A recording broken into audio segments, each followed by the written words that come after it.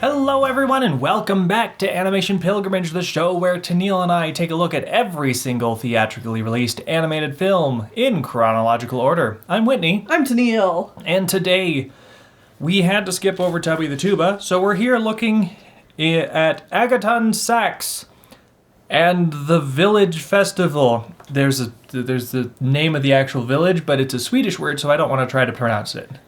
Yeah, it's also called something different, where it's like the case of the clone capers or something like that. Like making an allusion to the fact that there's criminals on the loose and there's other people who look like the criminals. Yes. Is another name of this story, which is based on a book, which is a book series in Swedish. Yes. On this character, Agaton Sax. Yes, and this was from the year 1976. Yes, made in Sweden. Yes.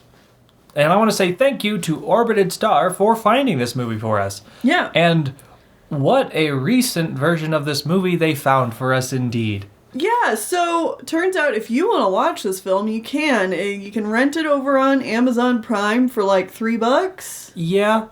Yeah. Something like that. The dub we watched was literally made this year. The year 2022. And we know that specifically because we were listening to this movie and suddenly they made a reference to iPhones. Yeah. And we're like, whoa, hold on. And then we got to the end of the movie and there was a big old copyright 2022 on it. And we're like, oh. Literally, the dub was made this year. That is crazy to think about. But there was also another hint that the dub was done super recently, because right away at the beginning of the movie, the narrator says something about, like, this takes place in the long, distant past of, like, 1968 or something like that. Mm-hmm. And, like, if, you know, this movie was made in 76, it's like, okay, that's not that long ago, but maybe they're just making a joke? But no, I mean, if the dub was made in 2022, then yeah, that would seem really long ago. Yes. So we watched a 2022 British dub of this Swedish film. Yeah. From 1976. And I gotta say, the animation and art style in this movie, fantastic. Yeah, not all the animation's great, but when it's great, it's great. Yeah, the character designs were great. It's all very charming. Like, this is a very charming little film. And the animation, in particular, really brings that to the forefront. There's some really appealing squash and stretch and bounciness to these characters, while also keeping it pretty grounded as a pastiche to, like, this detective genre. Yeah. And then this British dub comes in and ruins the entire movie. Yeah, this dub was really bad, unfortunately. The voice acting itself was fine, I guess. There's a couple of really bad choices made. So the first really bad choice is to have a narrator over the whole movie. And you'll never guess, but the original version of the movie didn't have a narrator. So I was able to find the original Swedish version of the film just on YouTube. And yeah, there's not a narrator talking over the whole movie, which is, you know, almost always a really bad sign when it comes to dubs. If it's very common in American dubs, at least, is they'll take a film and then just put a narrator on top of the entire film, and the narrator will just explain what's going on. Because they feel like, I don't know what's up with these dubbing companies and feeling like a narrator is required because their audience is too stupid to understand a foreign film's filmography choices. It's just I think it's something that all artists struggle with. It's that not being confident enough to leave things up to the interpretation of an audience. Mm-hmm. And, you know, I can't say this for sure for dubbing folks, but I feel like the dubbing industry is something where you're a lot more likely to have someone who's really inexperienced with art I can see that. Mm-hmm. and be in control of these projects. And so the frequency of these kinds of things are because you have a lot of people who are really new at this kind of thing. And so they make these really rookie mistakes. And in general, dubbing has learned not to do this, but you still see it happen. Yeah.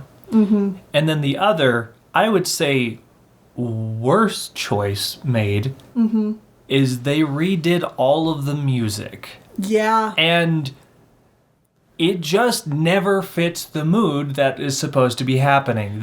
I can only assume they found the cheapest possible pre-made music and bought it for $10 and then just threw it all over this movie, and it is consistent in how bad it sounds. The score actively makes the movie worse. Yeah, because it steals the timing away from a lot of comedic animation.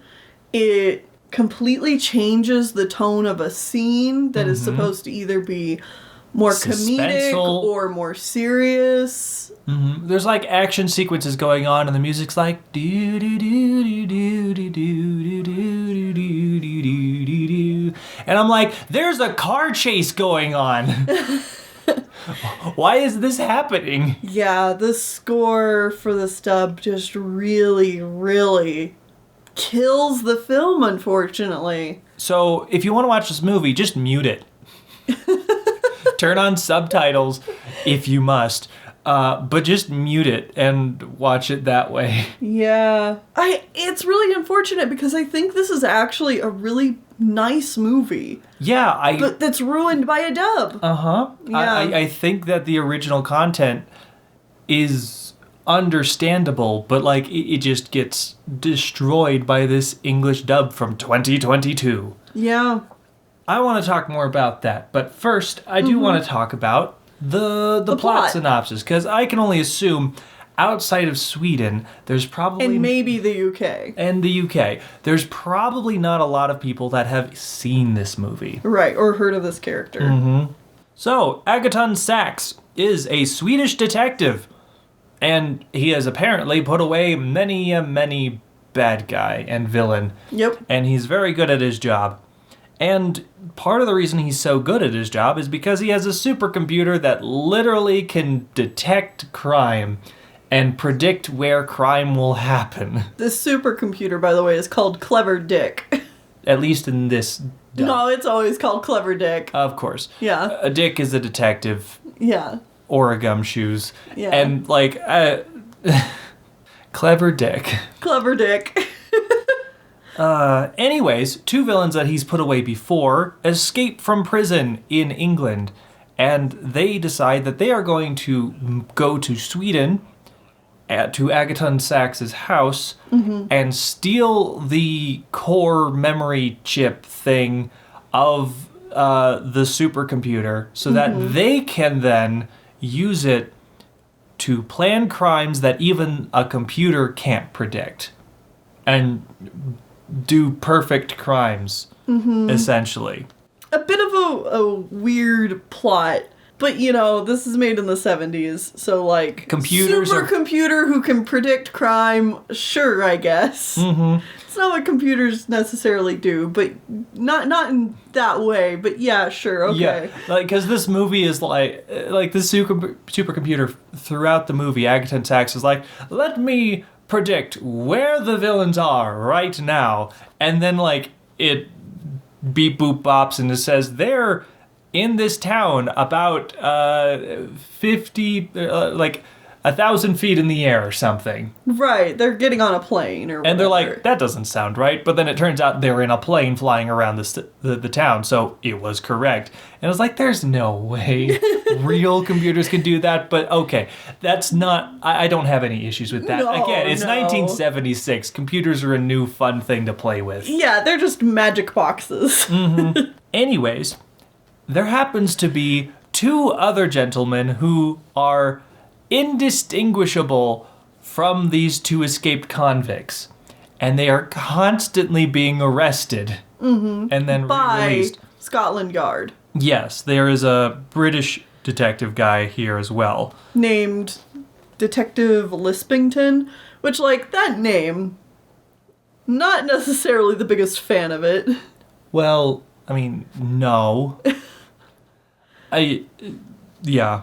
Anyways, most of this movie is just cartoon hijinks of Lispington chasing two of these guys around. Chasing down the wrong people. Usually. Yeah. Every now and again he's chasing the right guys, but the right guys get away, and there's just cartoon hijinks of him falling over and skiing off cliffs and stuff like that. And Agaton Sax is so confident in his abilities, he's already planned everything ahead. Yeah. And eventually he just, like, perfects his way into capturing the bad guys. Right. And then Lispington lets them go because he's an idiot. Yeah. And so Agaton Sax has to have a climactic car chase with a fire truck where he uses the ladder to grab the airplane that the bad guys are escaping in and pulls it back down to Earth to capture the bad guys in the end. Right. Now, at one point in this movie, the bad guys do get to the supercomputer and steal the core, and Agaton Sax is like, oh no, I can't do anything without my computer that planned everything for me. Uh-huh. And then he gets like a pep talk and immediately is like, I know what to do, and then he plugs the computer into himself and uses his memories to predict what the bad guys are gonna do. Right. And then he's like, I don't need that computer anyways. I'm all the supercomputer I ever need. And I'm like, I see the moral you're going for, but this was brought up like 2 times. It's pretty weak. It's not like he's overly reliant on this computer or anything. No. I mean, he is, but they don't dwell on it. Yeah. I mean, this is by no means a fantastic story. It's all more about, like, the little comedic moments. Mm-hmm. And that's what the film wants to focus on. That's what the story is more so about. But yeah, like, this isn't a fantastic story, but it's a fun story. Yes, You know? I would agree. Yeah. And that's mainly all that really needs to be said about the actual plot. Mm-hmm. Nothing super important happens. He catches the bad guys. Yeah. But again, the parts that are good are the bits of animation. Like, there are just bits of action animation here and there, and it's like character movement looks really good. And then other times, it doesn't look so good, but it's still because it's over-animated. Mm-hmm. Like, everything is very exaggerated with the movement, which often works, but sometimes it just doesn't feel right. Yeah. And the characters have a really pleasant sketchiness to them. Oh, yeah. Like, it's very sketchy art, which you don't see a lot in professionally released movies. Yeah. And that was a nice touch. I really enjoy a nice sketchy art style. And yeah, I thought this movie was just really pleasant. It's simple but well animated, uses the character designs to, I think, their fullest extent, you know, and plays around with, like, these fun little ideas. And so to go on and talk about the dub a little bit more. Yes. So this dub that we watched, like we said, you can get it on Amazon Prime. And there's 3 voice actors voicing the whole thing. I think if you look through the entire credits, there is like 7 people at most credited, which includes the director of the original movie. Uh-huh. So this was done by Ox Studios. AUK. AUK Studios. And I tried looking them up to see, like, what all they've done. And from what I can tell, it really just kind of looks like this is a studio that buys up old and or cheap films to dub and then re-release onto Amazon Prime so that they can make a quick buck off of it. So what you're telling me is it's a small studio of people seeing that they can make money by buying the rights to foreign films, dubbing them poorly, and then releasing them to the public on VHS. I mean, on Amazon Prime. Yeah. So this is like, they're trying to do the second coming of the VHS boom. Yeah, kinda. I mean, yeah, it's the whole, like, make a quick buck off of distribution kind of thing. Mm-hmm. Yeah. Okay. I mean, this is a thing that constantly happens in America and I'm sure around the world. It's like, you buy the rights to sell a foreign movie, you slap a really quick dub on it, which is always going to sound bad in almost every single case, and then you sell it for like $5 to the public. Yeah. Like the cheapest possible way to just turn a dollar. And like, I can only assume the rights to sell these are only for like 5-10 years or something, and then a different company will pick up the rights and do it all over again. Yeah. Which is unfortunate, because I really think this movie does deserve a nice dub. Yeah. And I guess I am thankful that we had this, because otherwise I don't think we would have been able to watch this. No, probably not. There's the original Swedish that I found on YouTube, but that does not have subtitles. I wish it did. If somebody ever did subtitle it for us, I wouldn't necessarily rewatch it for Animation Pilgrimage, but I'd probably, like, skim through it again. Yeah. In my own time. But the funny thing is there was actually another dub of this film. Okay. It was done in 1978, so only 2 years after the original film was made. And it was all voiced by one guy, Kenneth Williams, who I guess also played these characters in Agaton Sax, like, short films and cartoons. Oh, okay. Before this.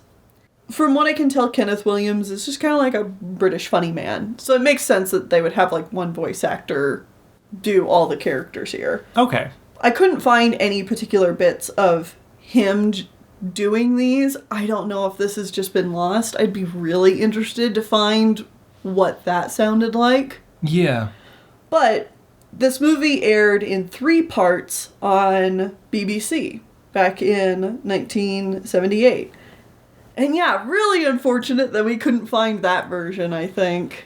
Yeah, it just, I don't know. So more about this character in general.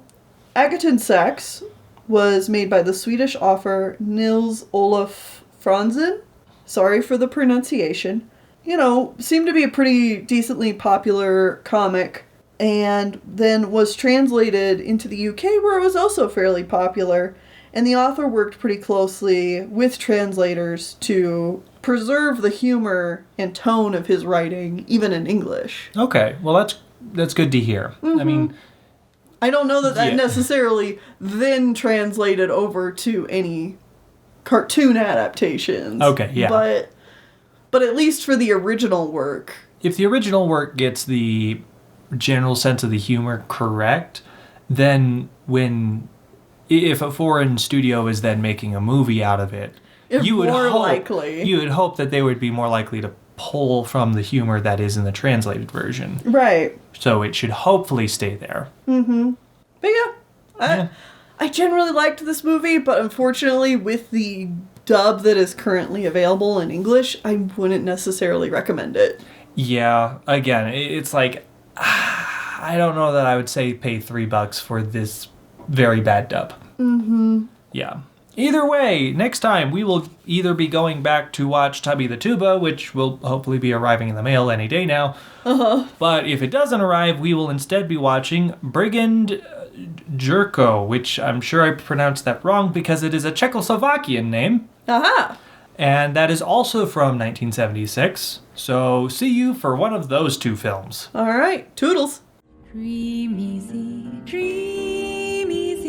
dreaming the whole